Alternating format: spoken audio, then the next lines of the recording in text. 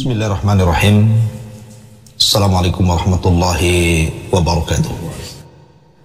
Takut kepada setan itu apakah syirik? Tidak. Karena setan itu, jin itu, maksudnya jin yang jahat yang kita sebut setan atau iblis, anak buah iblis, itu sama dengan kita takut kepada orang jahat.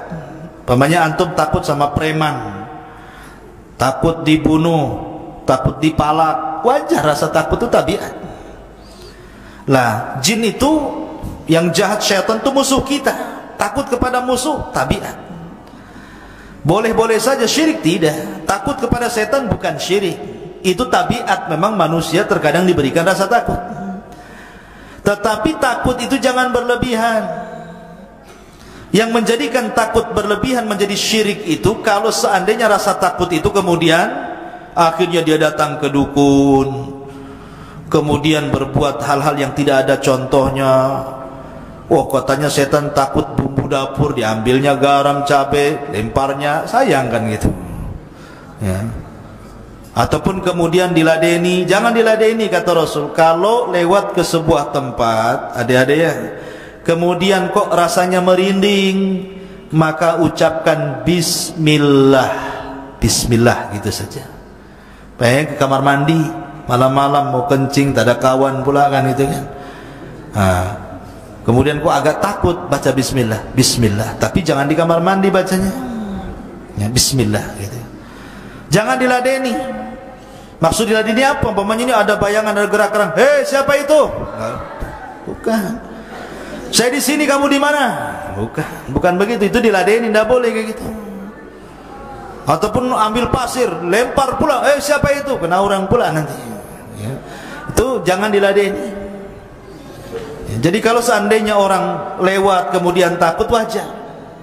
Makanya kenapa Rasul mengatakan apabila engkau lewat di sebuah tempat yang menyeramkan, ucapkan a'udzu bikalimatillahi tammati min syarri ma khalaq. Jadi antum kalau takut kemana, baca itu. Malam-malam kan mau ke masjid sini, mau ke asrama sana, takut, baca a'udzu bikalimatillahi tammati min syarri ma khalaq. Jadi saya sarankan kepada yang bertanya, wajar takut, tetapi jangan berlebihan. Bacalah doa-doa yang diajarkan Nabi SAW, atau bacalah kalau memang tidak hafal doa, baca ayat muawwidhataini, qul a'udzu birabbil falaq, qul a'udzu birabbin nas sambil jalan gitu ya. Maka insyaallah itu bisa mengurangi rasa takut. Kemudian belajar tauhid, jangan takut kecuali kepada Allah. Taib, apa lagi? Jazakumullah khairan. Ini pertanyaan kedua. Iya. Kalau hakikatnya manusia tidak bisa melihat jin, bagaimana dengan anak indigo yang merasa mampu melihat jin? Anak indigo, atau dengan kata lain yang menguasai lebih daripada 5 panca indera,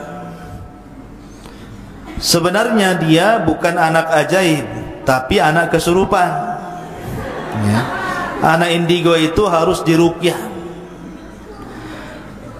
Sering kita melihat di internet, kalau kita klik gambar setan, kan, keluarlah gambar-gambar setan itu. Ada yang bertanduk lah, bertaring lah, kan, hidungnya panjang, ada yang pesek pula kan itu. Macam-macam bentuknya kan. Maka dustakan, nggak ada yang bisa melukis setan, nggak ada ceritanya setan selfie itu, nggak ada. Nggak ada. Pamannya antum lagi cetek toko di kameranya kok ada makhluk.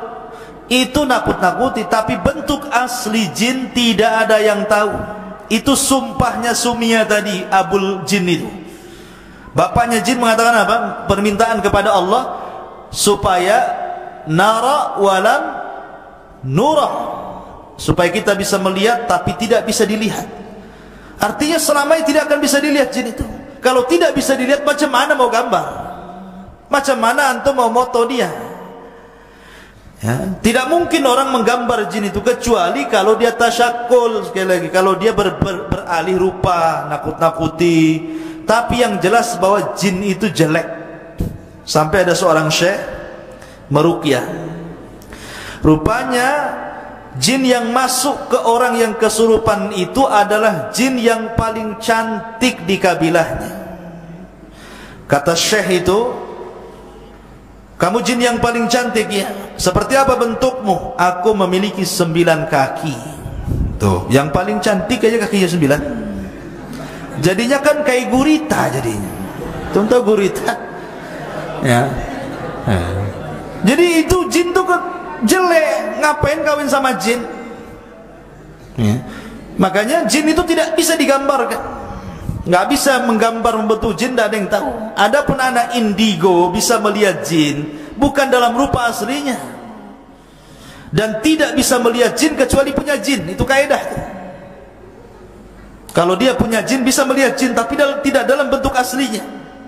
Karena dalam bentuk asli itu Allah tegaskan dalam Al-Quran, innahum yarakum min haitsu la tarawnahum. Mereka melihat kamu, kamu tidak mampu melihat mereka. Ya. Kecuali mereka itu apa? Tasyakul tadi, masuk ke bayang-bayang. Setan kan sengaja nakut-nakuti kita apa? Masuk jadi bayang-bayang. Kadang-kadang nengok gorden kok melayang-layang, padahal ada kipas tuh, disangka setan. Ya kan? Masuk ke suara, kemudian kok atap gembrang-gembreng, padahal ada angin, gitu kan. Masuk ke perasaan kita, karena setan itu masuk dari jalan darah. Memang dia hanya nakut-nakuti saja. Setan itu tidak akan membunuh kecuali memang diutus tukang sihir untuk membunuh, karena mereka sendiri takut dengan kita. Apalagi kalau seandainya sudah berbentuk nih, umpamanya setannya sudah berbentuk jadi anjing, artinya dia sudah menghabiskan kekuatannya, sudah nggak punya kekuatan. Kalau dia ketemu kita sebenarnya dia takut juga gitu kan.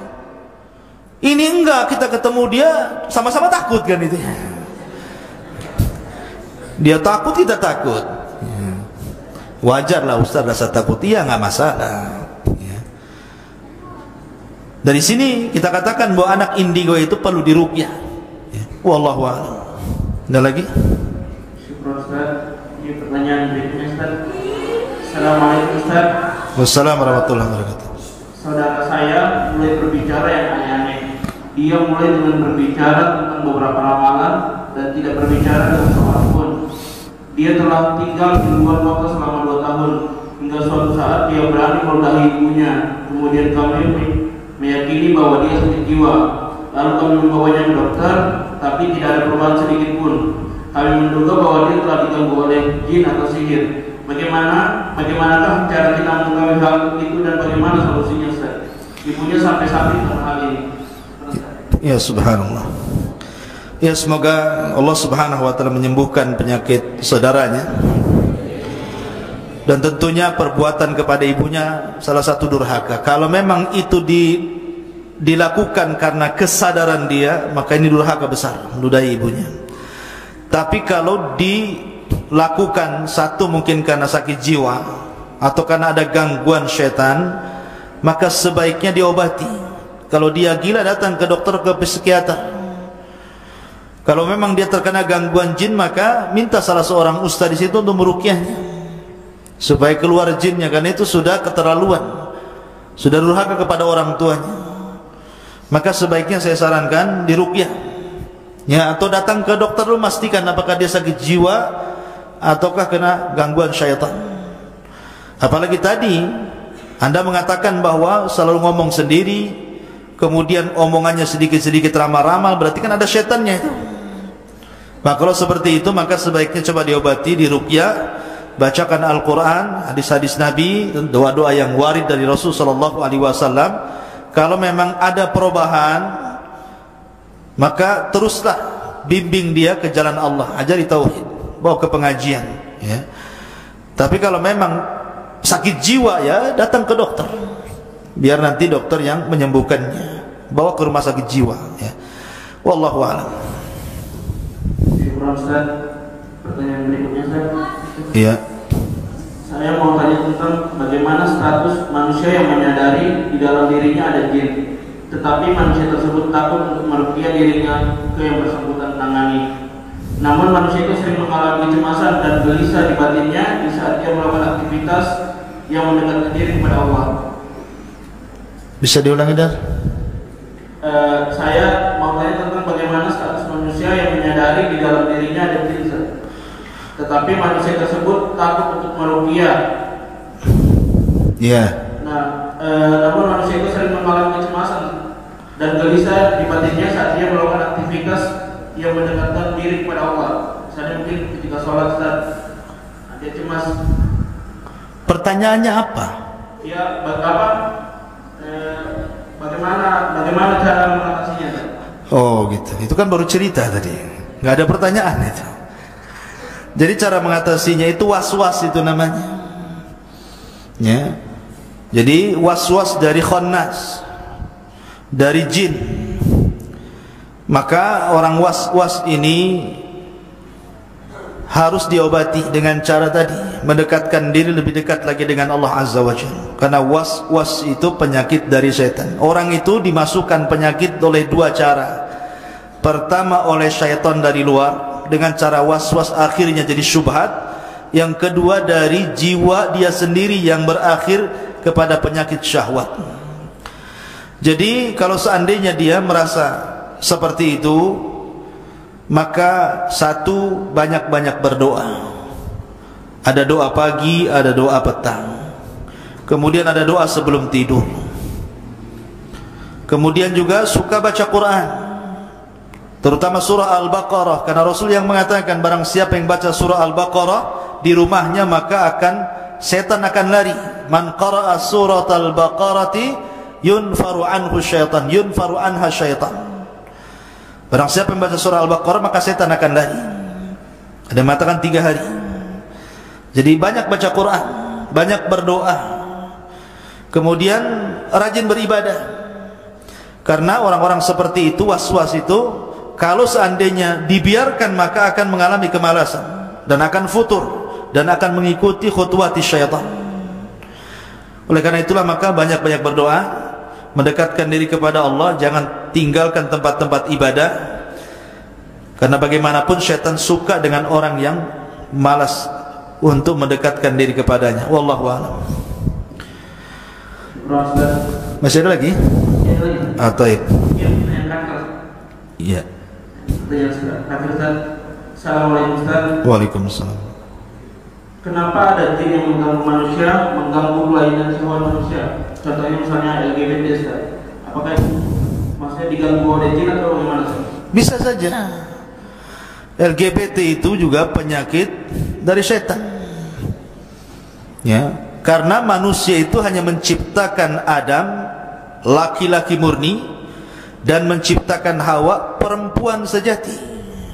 Nggak ada Adam dengan Adim, itu tidak ada.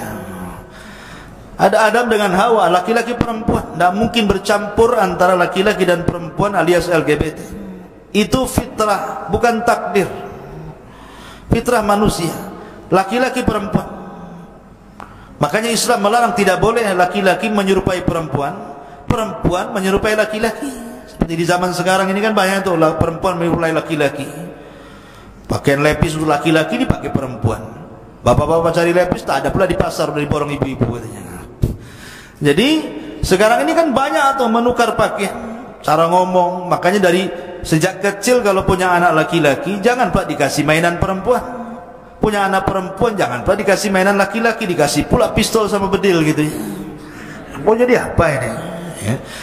Jadi sejak kecil sudah dididik jangan sampai seperti itu. Kalau memang sejak kecil ngomongnya kelenyak bahasanya apa? Lebay gitu kan. Marahi. Tegas, kamu laki-laki kok jadi perempuan pula. Jadi sejak kecil harus seperti itu. Ataupun mungkin karena ditularkan kawannya, karena pergaulan. Atau mungkin karena korban LGBT jadi LGBT. Ataupun karena memang gangguan setan. Ya. Maka LGBT itu bisa disembuhkan. Itu penyakit itu bisa disembuhkan. Karena bagaimanapun LGBT itu ngeri, itu penyakit yang pernah diidap oleh kaumnya Nabi Nuh. Sampai Allah azab negeri Sodom itu, diangkat satu sayap Jibril mengangkat negeri Sodom sampai ke langit, dihujani meteor, hempaskan lagi ke bumi sehingga hari ini menjadi laut mati. Itulah hukumannya. Kalau hidup negeri Islam kan gitu ya. Alhamdulillah hidup negeri Indonesia tidak ada terapkan hukum Islam, artinya masih ada kesempatan bertobat. Bagaimana caranya? Banyak berdoa, kembalikan kepada fitrahnya. Kalau anda seorang laki-laki, jangan kemudian meniru sifat-sifat perempuan. Atau minta diruqyah, coba diruqyah. Ya. Bisa diruqyah itu. Dengan cara apa? Terus menerus ada terapi. Atau kemudian datang ke psikiater, ke dokter juga. Bagaimana caranya? Mungkin dia trauma apa gitu ya. Dan yang lebih daripada itu, berdoalah kepada Allah supaya Allah memberikan hidayah dan taufik kepada anda. Wallahu a'lam bishawab. Subhanakallahumma bihamdika asyhadu an la ilaha illa anta astaghfiruka wa atubu ilaik. Allahu ta'ala. Assalamualaikum warahmatullahi wabarakatuh.